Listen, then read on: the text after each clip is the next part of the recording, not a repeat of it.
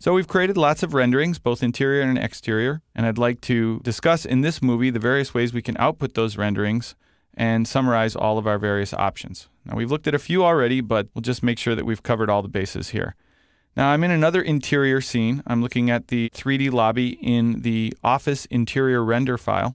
Down here under Renderings, I've got a draft rendering that I used to just kind of see how things were shaping up. You can see it's a little rough in spots. Obviously, it's draft. And then here's a high-quality version of that rendering. It's using a lot of daylight, and there's some artificial light and so on. If you want to generate a rendering yourself, you can go to that 3D lobby view and adjust the settings and try making another one. But let's say that I wanted this rendering and I wanted to output it now in some way. Of course, you've seen in the last movie and right here that we can just save those renderings to the project. Let me just remind you how that was done. If I'm in the 3D view and I have the render dialog open, it's just the Save to Project button. But of course, to do that, there has to be an active rendering. Right now you see Show the Rendering is grayed out, Save to Project is grayed out. Until you actually render, you won't have those options available. So it's a pretty good idea to save them to project as you go along or to export them.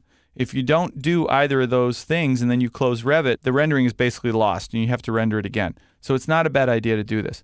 Saving them to project can increase the file size of the project. So just be aware of that.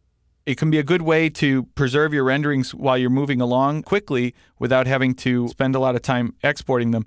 But as I say, it can start to really increase the file size if you end up with lots and lots of renderings there. So if you're in that situation, what can you do? Well, let's say I wanted to keep this rendering, but I want to move it out of the project. One of the options we have for outputting is we can go to the Application menu, the big R. We can go to Export, and under Images and Animation, we can just choose Image. And this will give us an Export Image dialog.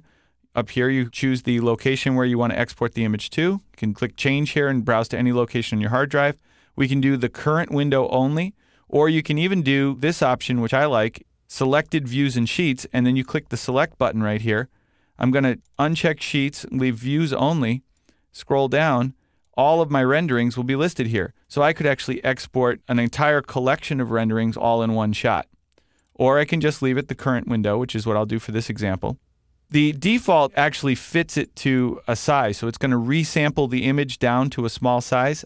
I don't typically recommend that. I think you want to do zoom 100% and actually export the image the size you created it. So if you created an image at 1200 pixels wide, you don't want it to be downsampled to 500 pixels. You're going to lose a lot of quality. So choose zoom to 100% in most cases. If you need to scale the image in an image editing program. They do a much better job than Revit's going to do. So my recommendation would always be to export it at 100% scale.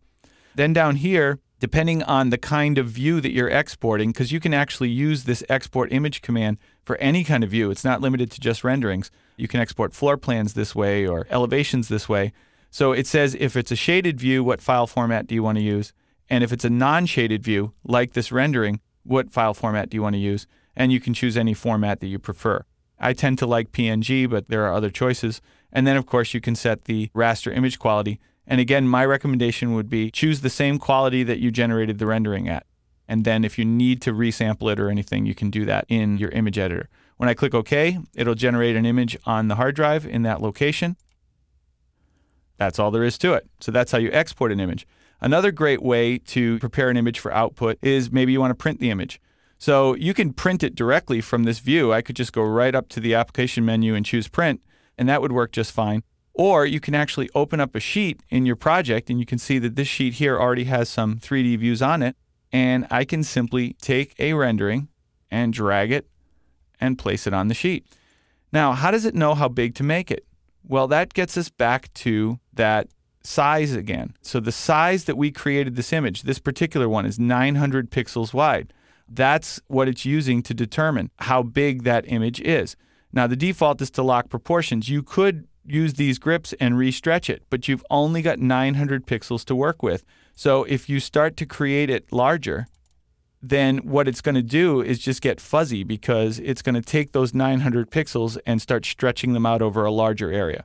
Within reason, you might be able to stretch it a little bit larger, but just keep that in mind that if you stretch too far, it's going to not look so great. And then, of course, this is just on your sheet now, and you can print it right along with the rest of the document set. So those are probably the two most popular ways that you can output your images, either drag them to Sheets or export them as image files and process them further in your image editing program of choice. Just make sure you keep in mind those resolution factors, and you should get some really great quality output.